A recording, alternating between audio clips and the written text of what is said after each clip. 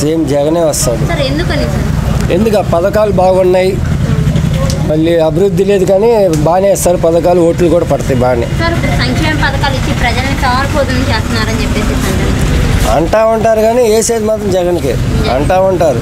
సోమరిపోతు చేస్తా అంటారు కానీ అది జగన్కే వేస్తారు. సార్ మరి ఇప్పుడు అన్ని సీట్లు రాబోయే 100 పైనే వస్తాయి. సార్ ఇప్పుడు మరి 10 ఏళ్ల తర్వాత పవన్ కళ్యాణ్ ఇంటికి చంద్రబాబు గారు వెళ్ళారు కదా, దాని గురించి ఏమంటారు? పవన్ కళ్యాణ్ దేనికి వెళ్ళాడు మనకేం తెలిసిద్ది.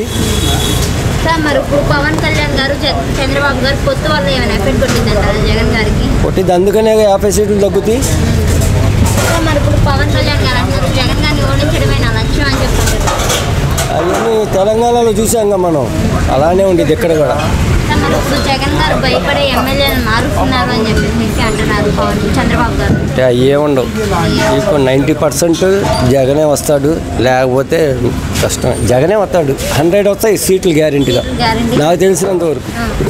సార్ మరి ఇప్పుడు అంటున్నారు పవన్ కళ్యాణ్ గారు అంటున్నారు జగన్ గారు రావడం వల్ల సైకోయిజం రౌడీజం బాగా పెరిగిపోతుందని చెప్పేసి.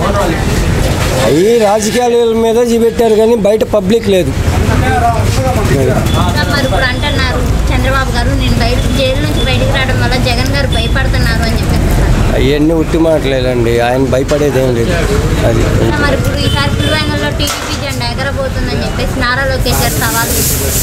ఆయన కళ్ళు మూసుకొని వస్తాడు జగన్, దాంట్లో ఇంకా దాంట్లో తిరిగే లేదు. అది ఇంకంతే. మంగళగిరిలో ఎవరు గెలుస్తారు, ఏ పార్టీ గెలిచింది?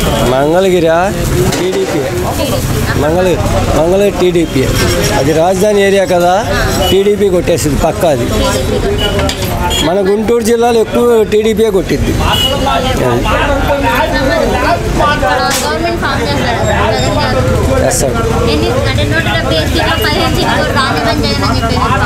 100 సీట్లు గ్యారెంటీగా వస్తాయి, గ్యారెంటీ. 100 మాత్రం తగ్గవు.